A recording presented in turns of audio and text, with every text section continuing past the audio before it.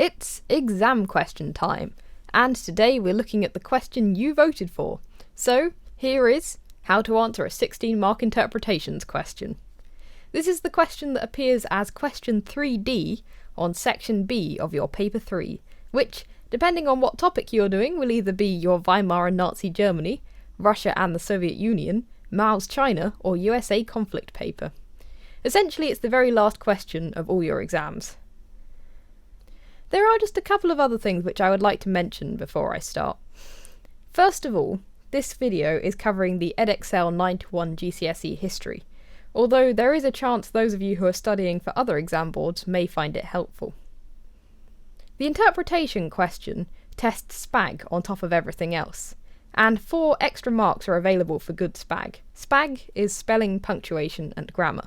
However, I plan to go into SPAG in detail in a separate video, so I won't cover it here. You should also note that it tests your use of key terms and how well your essay flows, so there needs to be a logical argument which runs throughout your answer. It's a tough question, so don't worry if you find it quite hard to wrap your head around. Paper 3 comes with an insert, a sheet that you can take out of the exam booklet, and on this insert there are 2 sources and 2 interpretations, which will be labelled as such.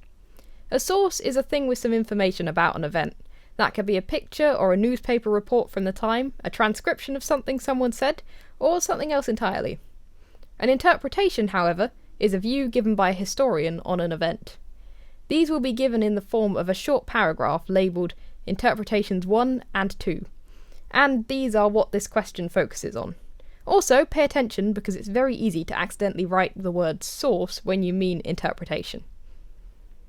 The 2 interpretations will give different views on the topic in the question, so you will need to familiarise yourself with the interpretations. If you do questions 3A, B and C before you do this one, question 3D, by the time you get to this question, you'll know what they're on about. However, if you are running out of time, it's better to skip straight to this question because it's worth a lot of marks. You should leave yourself around 25 minutes to write this question. So, let's dive in with an example. The question we are going to be using as an example is taken from the topic Weimar and Nazi Germany, but, as usual, this method will apply to all potential topics you could study for your paper 3. So, here is our example question. How far do you agree with interpretation 2 about the reasons for the growth in support for the Nazi Party in the years 1929 to 32? Explain your answer using both interpretations and your knowledge of historical context. The question is looking at the reasons for the growth in support for the Nazis, and this is something you need to bear in mind when you read the interpretations. Also, note that it can ask about either interpretation 1 or interpretation 2, so you want to pay attention to which one it's asking about. The first thing we're going to need to do then is to work out what the overall view given in each interpretation is. Note we're not looking for specific small things yet, but we want to sum up what view the interpretation is giving overall. What reason is the interpretation giving for the growth in Nazi support? Also note that you'll be told the book and the author each interpretation comes from. So, interpretation 1 reads, Hitler himself was central to the success of the Nazis in the years 1929 to 32. He provided charismatic leadership with his powerful message to build a new Germany. He was a powerful speaker with his timing, expression, and the content of his speeches impressing listeners. He was able to identify with their emotions and gave people hope. Along with Goebbels, he realised the importance of propaganda. He used propaganda to target the specific grievances of many Germans. Essentially, this interpretation is saying that Hitler himself was the reason for the growth in support. We want to take note of this for later, so I'll suggest scribbling this down underneath the interpretation on the insert. Now we need to work out the overall view given in interpretation 2. Interpretation 2 reads, There was nothing inevitable about Hitler becoming Chancellor of Germany in January 1933. 5 years earlier, the Nazis had been a small party in German politics, with little support. Events such as the Wall Street crash, which led to depression in Germany, brought increased support for the Nazis in the years 1929 to 32. Chance events such as the Depression and unemployment played a much larger role than any actions of the Nazi leader himself in bringing Hitler to power. This interpretation is arguing that rather than Hitler being responsible for the growth in Nazi support, it was mainly down to chance events. Again, we want to scribble this down somewhere. We also want to think about which interpretation we find more convincing.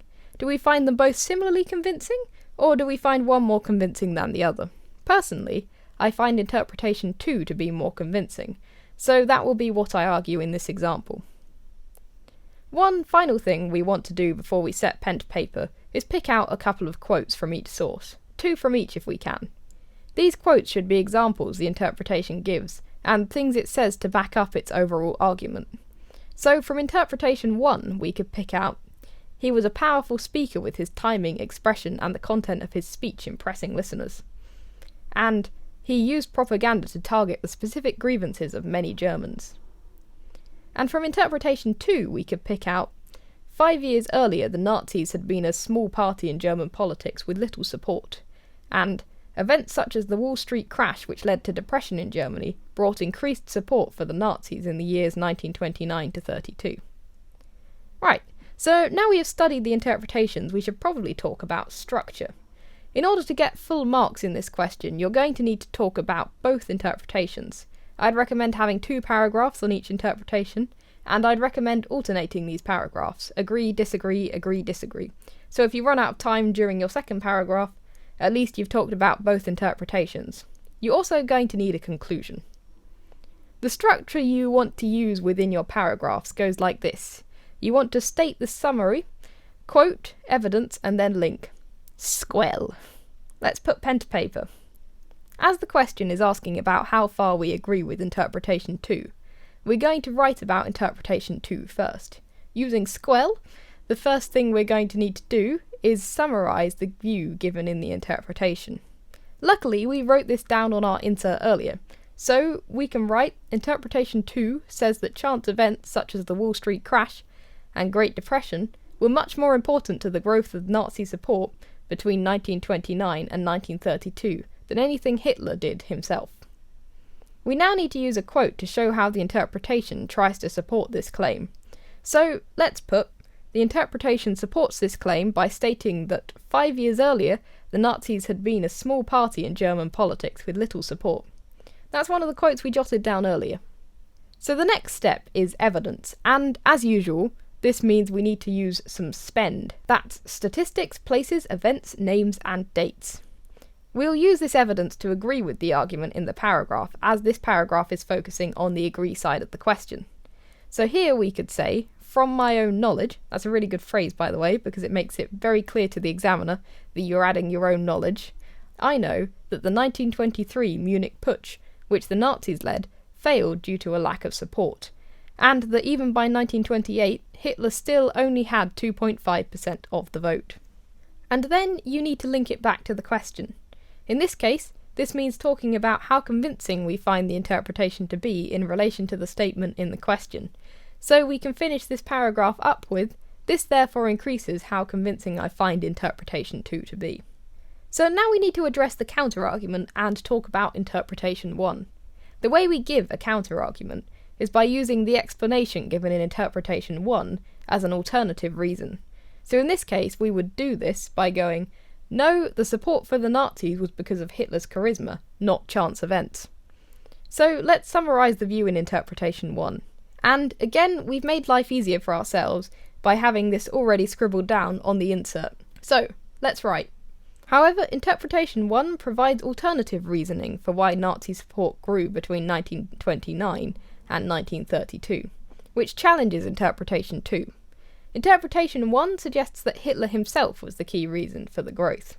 Now we need to quote, so we'll take the first of the quotes from interpretation 1 we jotted down earlier, and do the same thing we did for the other interpretation. Show how the interpretation supports its argument. And backs this up by saying he was a powerful speaker with his timing, expression, and the content of his speeches impressing listeners. Evidence. We need to grab some more spend, and it's the same thing we did for the first interpretation. From my own knowledge, I know that this was indeed true. Hitler's speeches were well rehearsed, and would begin quietly and slowly, building up to an impassioned rage. At the 46 party gatherings of the DAP, held between November 1919 and November 1920, Hitler appeared as the star speaker on 31 occasions. And then we link it back to the question by saying how this affects how convincing we find interpretation 2. The interpretation this question is focusing on. This would therefore challenge how convincing interpretation 2 is, by suggesting that Hitler was potentially a more important reason than chance events for the growth in support. So, as we are alternating which interpretation we talk about in each paragraph, our next paragraph needs to talk about interpretation 2 again. As we have already talked about what view is stated in interpretation 2 in our first paragraph, we can skip this step of squel and go straight to quote. But, as this question tests how well we write our answer, we will need to make sure it flows. Let's put, on the other hand, interpretation 2 further substantiates its claims by stating, and then we'll write the other quote we picked out earlier. Events such as the Wall Street crash, which led to depression in Germany, brought increased support for the Nazis in the years 1929 to 32. Now we need some evidence to back this up, so we can write, from my own knowledge, I know this to be true.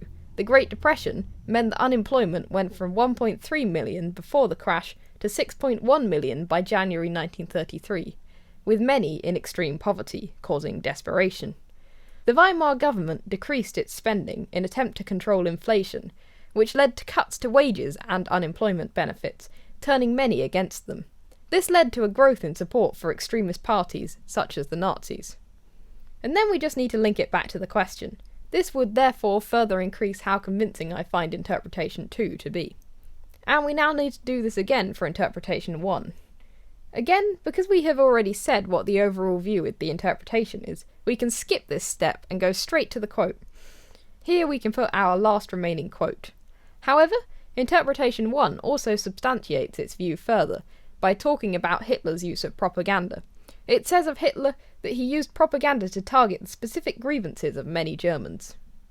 Now we need some evidence, so let's put, from my own knowledge, I know that the Nazis used slogans such as bread and work during the Great Depression, a time where unemployment went over 6 million in Germany, and many had been pushed into extreme poverty, so a stable food supply would be very appealing.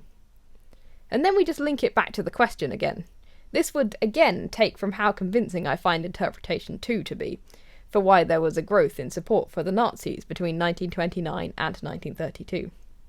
So now we need to wrap the whole thing off with the conclusion. Unsurprisingly, you are going to have to state here how far you agree with the interpretation in the question, interpretation 2. Note that you're not saying which interpretation you agree with more, you are saying how far you agree with the interpretation in the question, interpretation 2. So if you agree with interpretation 1 more than interpretation 2, then you'll just say that you don't find interpretation 2 very convincing. In this case, however, we're going to agree with interpretation 2, so we'll put that. We also need to give a brief explanation of the reason why we find the interpretation convincing or not. So we could put, to conclude, while the alternative reasons suggested by interpretation 1 hold some merit, interpretation 2, in pointing to the fact that the Nazis had been a very small party prior to the Wall Street crash, and to the suffering which the crash brought about, is successfully able to use this to explain why there was a growth in support for the Nazis. The fact the Nazi party remained small until 1928 despite Hitler's speaking skills, and that it took the Great Depression to create the grievances which the Nazis targeted with their propaganda, takes from the value of interpretation 1, and would suggest that interpretation 2 holds more weight.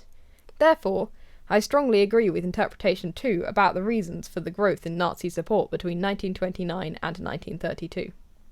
And we're done. If you have time, read back through your answer and make sure you're happy with it, and then relax. I'd also like to point out that there are a couple of different ways you could order your paragraphs, and it doesn't really matter which one you do. You could also put them like this, for instance, or like this. The reason I chose to alternate them was just in case you run out of time, so at least you've covered both interpretations. Some people even suggest writing 3 and not 4 paragraphs, as it may help you make sure that your answer doesn't sit on the fence. So 2 for the interpretation you agree with, and 1 for the one where you disagree. Another thing I'd like to point out, which is the case for all exam questions, is that this is just one way to answer this type of question. Your teacher may have a completely different method, and your teacher is probably just as right. So really, you just need to find a method which works for you. And as usual, I'm going to have to recommend that your next step is to go away and practice. I'll put a link to some example answers and practice questions in the description, and you can go and answer them and force your teacher to mark them. Or you can have a go at marking them yourself. That can actually be quite useful. Your teacher is there to teach you, so use them. Extra points if you manage to annoy them with the sheer volume of questions you want them to mark. It worked for me. Thanks for watching. Don't forget to like, subscribe, and tell all your friends. I want to say a big thank you to Andy for checking my script so there's no duff advice. He has an awesome channel, which you might also find useful, called History Blast, which I'll drop a link to in the description. Other than that, if you want to see what I'm up to, then you can find me on Twitter at alongtimeago_YT, also Instagram at alongtimeago, and if you like my work enough and you can afford it, and you want to donate some money to help make more and better videos, then you can find a link to my Patreon, also in the description. Laters, Gators!